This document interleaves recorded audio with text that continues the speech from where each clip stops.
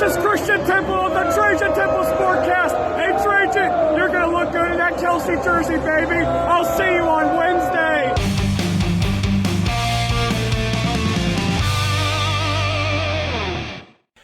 Good afternoon, football fans, and welcome to this Championship Sunday recap of the Trajan Temple Sportcast. I am your host, professional wrestler and AFC champion, Kansas City Chiefs fanatic, joined alongside, as always, by someone I would normally say is terrible towel twirling, but this week he is Travis Kelce jersey wearing Trajan, and I gotta say, man, your fashion today is just mwah, it's just spot on right now. I mean, I could get used to you wearing something like this every week. Could you? I mean, it just looks so wrong. I mean, I had to put a hoodie on underneath so it didn't burn my skin. It's just painful. Is it even more painful considering the fact that that's what you bought for me? A little bit. You know, over the years of my lost bets to you, it's rather painful. Yep. You know, I knew the exact moment that my hand touched yours when we made that handshake bet. I just knew that Kansas City was going to beat Cincinnati this week, and there was just no doubt in my mind. No matter what happened, you know, the stalling on the drives, the Mahomes fumble, you know, none of that got me down. I just knew that they were going to find a way to win this game. Oh man, that was a roller coaster of emotions. Considering that I was there at Arrowhead Stadium to witness this game, and I gotta say, I didn't think anything would top the 24-point comeback from the divisional game a few years back against Houston. But you know what? I think this one takes the cake because I finally got to take not only my wife, not only a couple friends of mine, but I was able to take my dad to go see the Chiefs raise the Lamar Hunt Trophy, and that was a very special moment in his life and in my life for sure. But before we delve too deep into that, did you know there was another game on Championship Sunday? There was an exhibition game, yeah. Because boy, judging by the final score here, you probably wouldn't have known it. Oh, good heavens. The Philadelphia Eagles take care of business at home against the, banged up almost doesn't even fully describe it. The San Francisco 49ers by a final score of 31-7. What can you say? I mean, Brock Purdy getting his arm injured almost severely. Josh Johnson coming in, their fourth string quarterback coming in, and he gets injured too. Yep. Brock Purdy comes back in with, as we have had confirmed from the NFL, a torn UCL, which completely torn. And he came back into the game, albeit he did not throw more than 10 yards down the field at any given time. And of course, Christian McCaffrey gave it a shot at being quarterback a couple times, but obviously that wasn't gonna. You got to play to your strengths, and definitely McCaffrey is more built as a running back too. So, and they try to get creative, with the gadget plays, the double reverses, the wildcats. They just once Purdy went down, just nothing was gonna go right for him, and everything was going right for the Eagles. Including a catch that probably shouldn't have been a catch, but it's one of those deals that if you get up to the line and you spike it quick enough, then it's done. Stays as a catch, absolutely. Yeah. But yeah, the Philadelphia Eagles have gotten their ticket to Glendale, Arizona, State Farm Stadium, for Super Bowl 57, and before we get too much into it, I won't call it the Kelce Bowl all that often because even the Kelce brothers are already tired of hearing that. I was listening to the New Heights podcast earlier today. I was super pumped to listen to that too, and already they're just like, guys, it's the Chiefs and Eagles in the Super Bowl. I mean, that's big enough as it is, and they're right. But no. Nothing about that statement was right. Everything about that statement was right. As far as the players and everything, too, we'll start with Jalen Hurts. And I was actually kind of shocked. I didn't realize he only threw 25 times in this game. I mean, I guess when you're up ahead, you really don't have to throw too many more times. But Got a rushing attack for 148 yards. Exactly. 15 of 25, 121 yards, no touchdowns, no interceptions. But boy, as you mentioned, boy, did the rushing attack really come through for Philly this week. Yeah, I mean, some names I haven't even heard of. Boston Scott. Who the heck is Boston Scott? But yeah, no. He's the capital of Massachusetts, Scott. Kenneth Gainwell. Mm-hmm. I guess I really haven't been following the Eagles that much, but I knew Miles Sanders. But yeah, no. Rushing attack was firing all four cylinders on a good defense too. Yes, that's definitely one of the main things that was keeping San Francisco afloat. Was the defense, and Brock Purdy. Hats off to him. I mean, how many 7th-string quarterbacks do you know that come into a game or come into a team late in the season and leads them, to a championship game, like their first year, their rookie year? That was his first loss. Oh yeah, that's his first loss, and all it took was him nearly breaking his arm. Yeah, I mean, gosh, I really feel for the guy. I mean, rookie year, imagine just going out, balling out, and then a very devastating injury on your throwing elbow nonetheless. I mean, it's not like he's a quarterback, he injured his ankle or an ACL.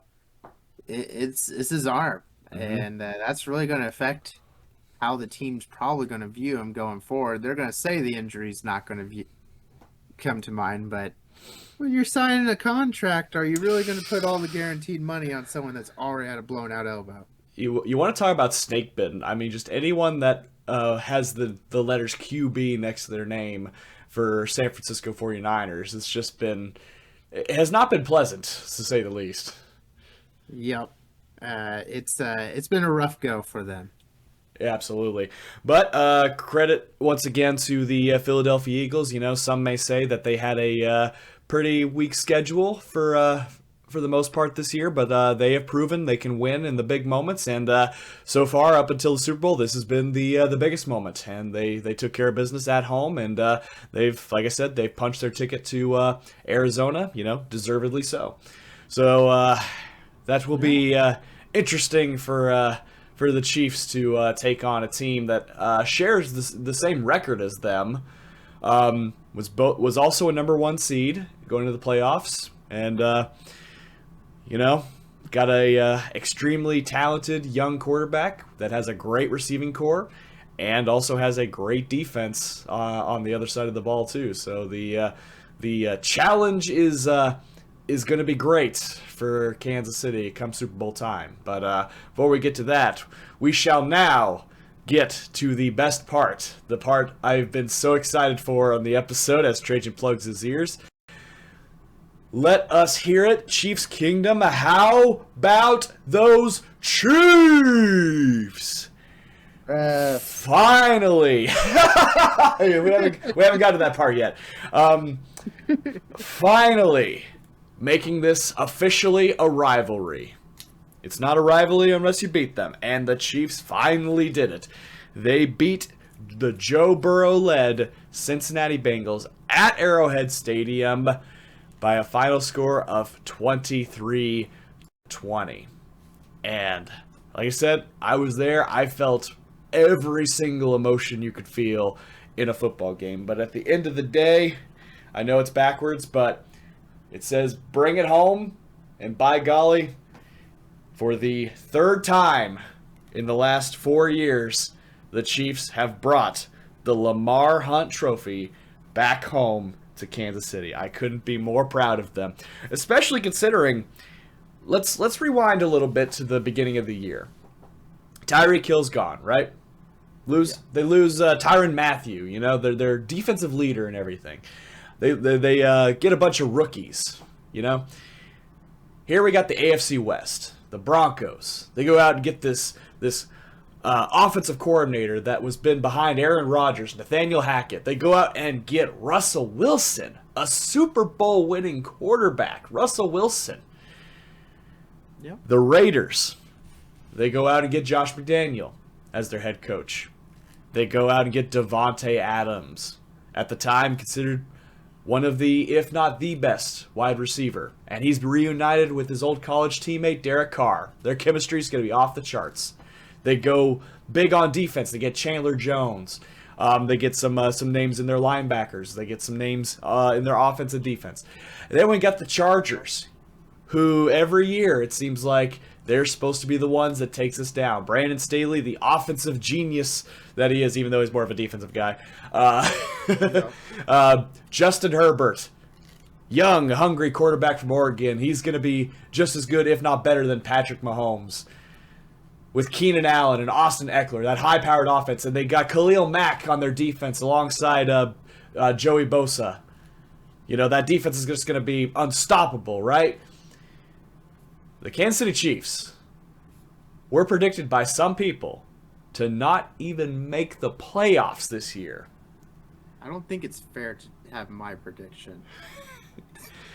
Well, you know, that's funny, because you had that prediction, but there were people on the mainstream level that thought the exact same thing. They thought this is it. The Chiefs are donezo.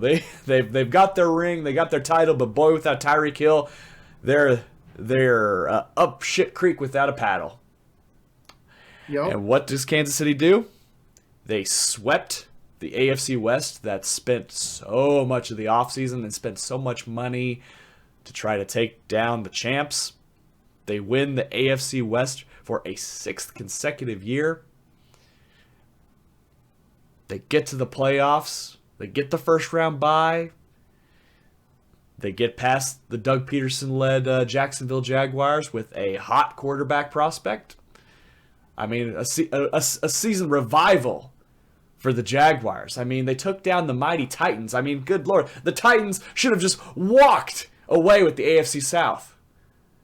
And these Jaguars, not only do they take down the mighty Titans and take the South, but they take down the supposedly unstoppable Los Angeles Chargers. This immensely talented Los Angeles Chargers, and they come to Arrowhead, and now the momentum is all on their side. It's the student versus the teacher. And then Andy Reid says, "And lo, my son, you are not ready to take me down." And then comes the rematch of the AFC Championship. They come to Burrowhead. I'm not letting this go. Burrowhead. They are already naming the stadium. The mayor of Cincinnati is calling for a paternity test to see if Joe Burrow is actually Mahomes' daddy. Talking all this mad shit. Saying that they have already punched their ticket to the Super Bowl. And that the Chiefs are just one more step. They overlooked him. It kind of reminds me of the 2017 Steelers a little bit, but you know what? That's your cross to bear.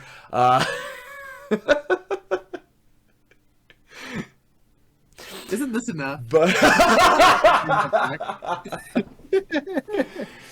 Joe Burrow and his cavalry of Jamar Chase, Hayden Hurst, T. Higgins, Tyler Boyd, Joe Mixon, and P. Ryan in the backfield, along with that defense. This isn't going to be even close. Not even close.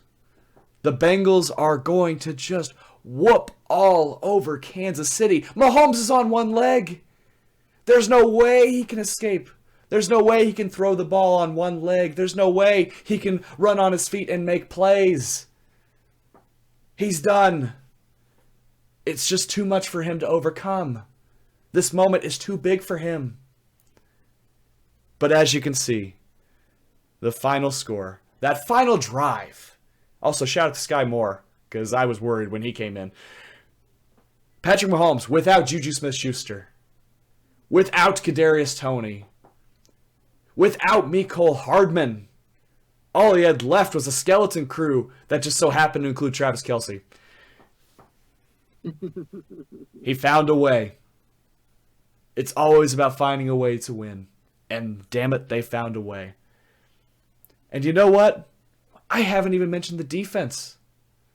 Chris Stone Cold Jones. No sacks. No sacks in the postseason and all the time. He has worn that arrowhead on his helmet. He gets 2. And those 2 sacks proved to be one of the difference makers. When Cincinnati had the ball with under 2 minutes left and they're driving down the field, they convert a 3rd and 14 after an intentional grounding penalty. They're driving down the field. I knew it was going to come down to who had the ball last, and boy, did it seem like the Bengals were going to do so.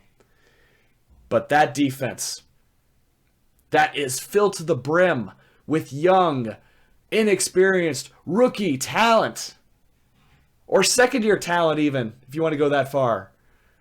They found a way to stop this unstoppable force that just steamrolled through everyone all through the season. They went into Buffalo. Buffalo, the Bills, the team of destiny, the team everyone thought was going to win the Super Bowl. They go to Buffalo, and they stomp all over them. But this defense was not fazed. It was a Herculean effort. It was the best defensive performance I have seen them do all year. It was incredible. It was incredible. Now I know what you're going to say, so go ahead and put the stripes on and tell me what you thought. Well, you guys did good. I bet you weren't expecting that. But no, you guys did good. Huh? You took down the Bengals. I mean, who hasn't taken the Bengals out in the playoffs besides you last year? But you guys did great, and I think it's definitely hats off to you guys. You were favored in this game, though, so it wasn't like everyone was against you. I'm just pointing this out. It's rigged, so you know that's a. It is rigged. I will say that the officiating needed to be a little bit better.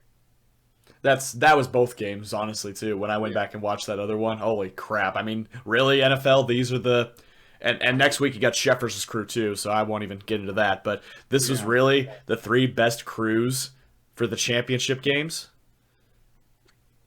I will say the Bengals do have some rightful complaints, but I don't think it would have affected the outcome. I think ultimately your guys' defense is the one that won it. I mean, you say Mahomes is the stellar guy, but it was the defense. If you guys did not have that defense, you wouldn't have any opportunities. I mean, but yeah, no, you guys did good. I mean, they didn't have their offensive line though, so I mean, I can't give you full credit. There it is. I think it's going to be a really good matchup in the Super Bowl. I am maybe it's just this jersey that's talking right now. Maybe once I take it off, a clearer head will come. But yeah, no. Post Kelce clarity. Oh my god. But yeah, no. I did not expect that. I was very disappointed. I put $225 on the Bengals winning and covering the spread. Beat the spread. I'll beat the spread, yeah. But I thought they were going to win. I thought that was easy money. My daughter learned "damn it" from me when you guys made that field goal to win it. So ultimately, it was a very educational experience for me. I'm just not done betting against you. If I don't make a bet, maybe things start going my way. Maybe so. Oh man, yep. This was this was very cathartic because I do remember sitting at home for last year's AFC Championship game, and when I saw Mahomes throw deep and that ball bounced off of Tyreek Hill's hands and into the hands of the defender, my heart just absolutely sank because I knew it's like this is the moment where we're about to blow a lead and in overtime, and the Bengals are going to take our spot in the Super Bowl. And just the fact that it was also a 3-point game when we beat them too, for some reason it just makes it that much. And it was a game-winning field goal too. It was a game-winning field goal.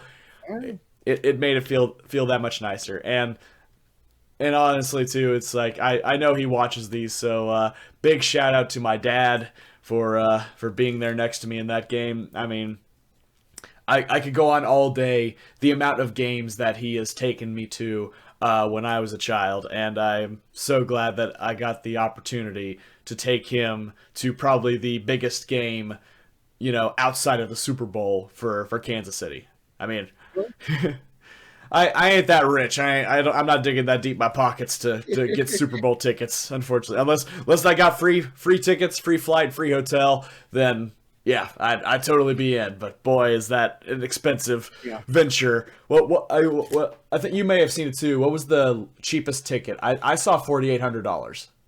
I think that's the one that I saw too. And I mean, not worth it.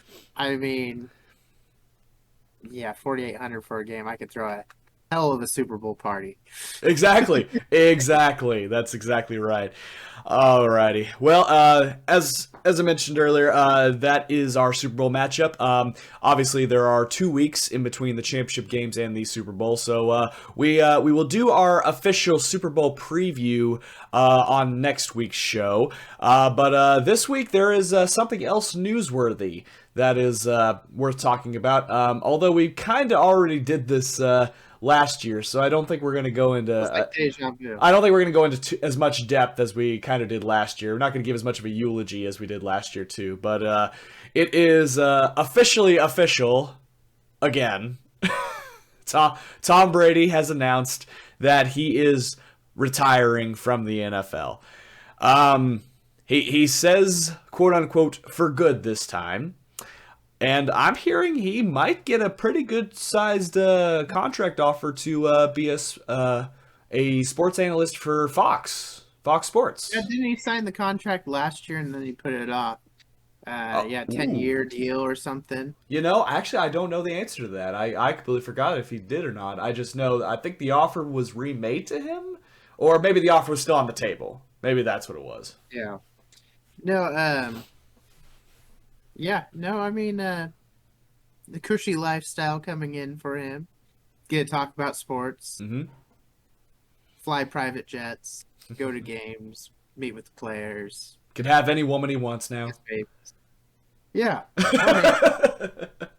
But, I just want to say something about Tom Brady. I mean, a lot of people have hated him over the years. I might be one of those. But he did bring a very joyful moment in my life. And that was when my good friend here, Temple, was excited about a Super Bowl. And he just destroyed those hopes. So I will say, thank you, Tom Brady, for beating the Chiefs in the Super Bowl. I am a good Christian man, so I will turn the other cheek and not bring up things that Tom Brady may or may not have done to the Steelers in the past. As you mentioned, I think the jersey is enough now. I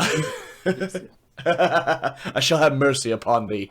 I mean, obviously he's the GOAT for a reason. I mean, he has more Super Bowl wins than any other franchise.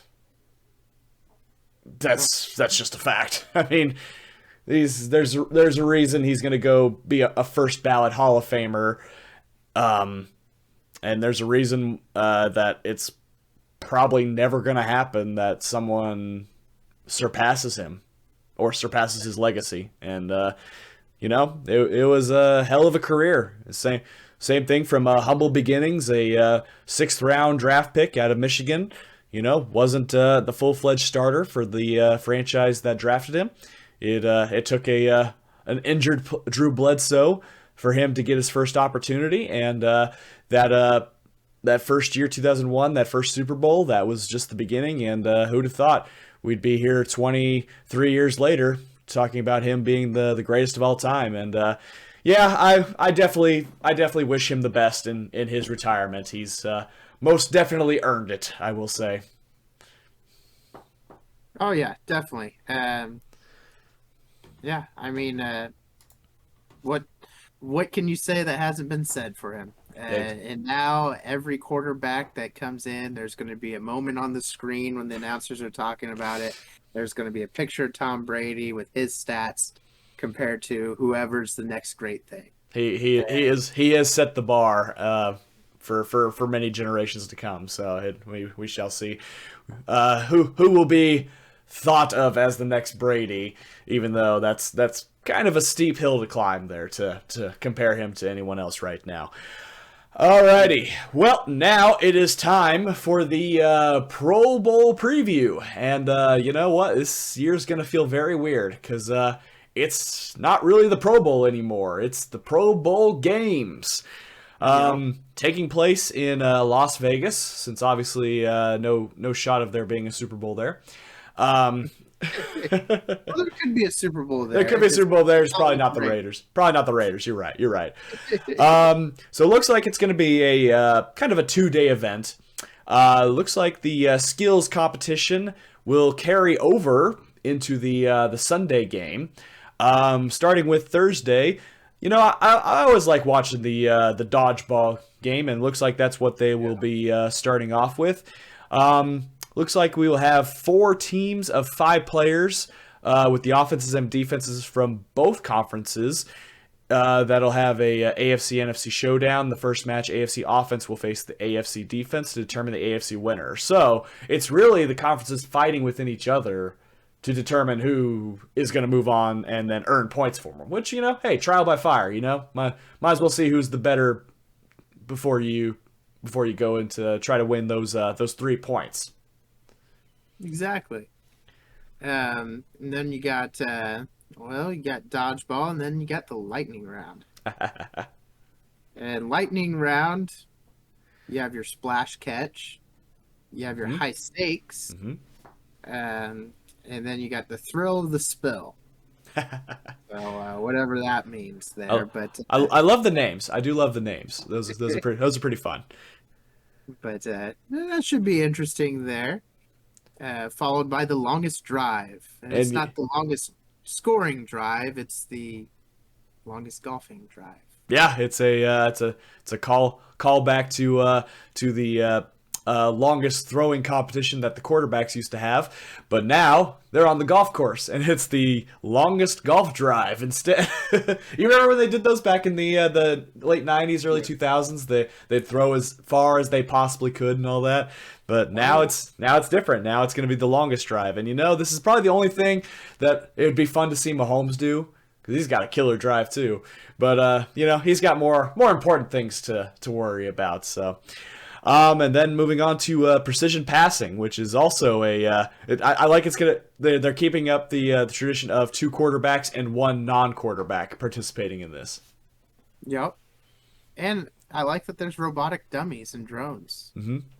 And 60-yard toss bucket. It's worth 10 points. So we'll see who goes for the big bomb there. Should the Pro Bowl quarterbacks? Someday, as I say, you can look that up if you want to. Someday they'll have the robotic dummies that when they're overthrown, they'll take off their helmets and slam them down and point at the quarterback and yell at him in a monotone voice. It's like, that was your fault. It's all your fault. And while you're looking that up, then it's off to the final event of the Thursday. It is the best catch, in which 2 players from each conference will compete, showing off their creativity, inventiveness, and talent.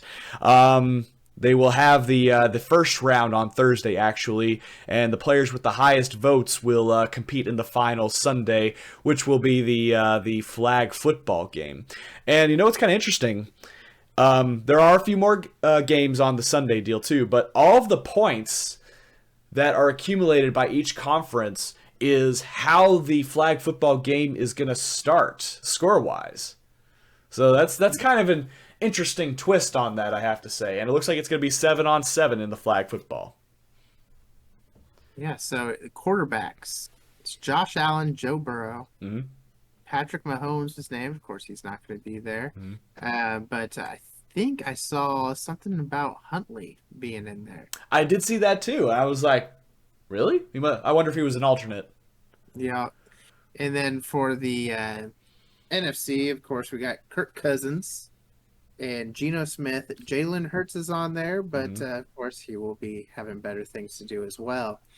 A.J. Brown is also a wide receiver, which he will not be there as well. No Danny Dimes, huh? No Danny Dimes. Man, he got snubbed this year, I thought. Dak isn't in there. Well, I mean, he was hurt for a majority of that, yeah. But I bet if he played a full healthy season, he probably would have made it there. Maybe. It's the Cowboys. Absolutely.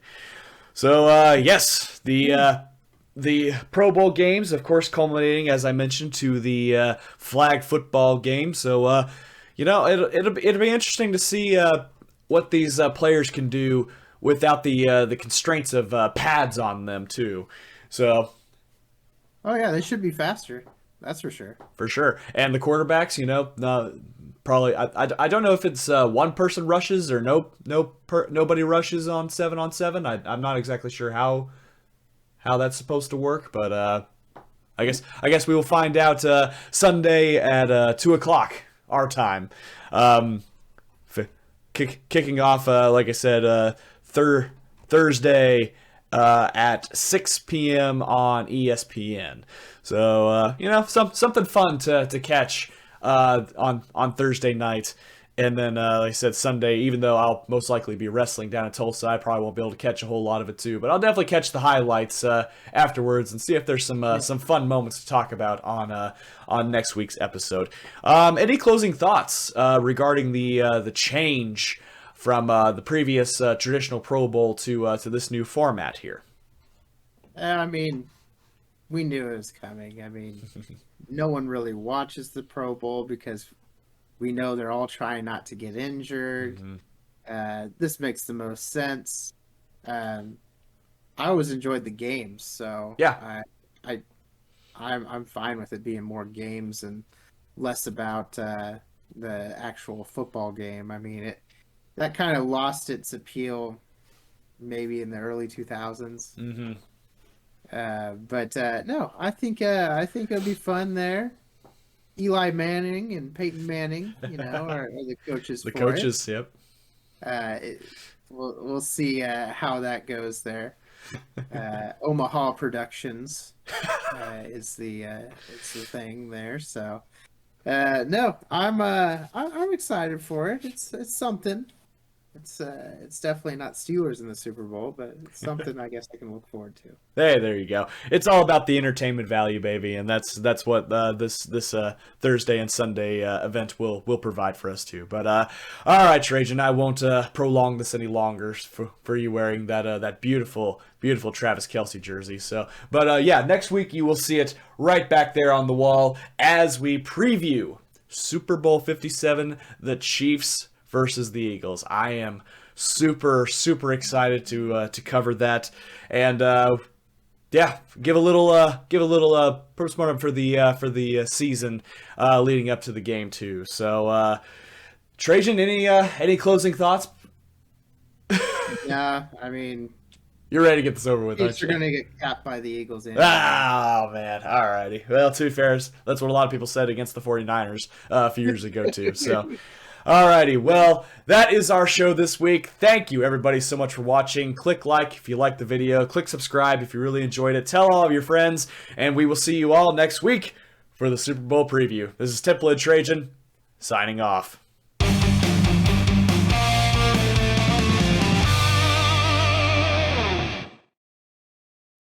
Finally, I can take this off.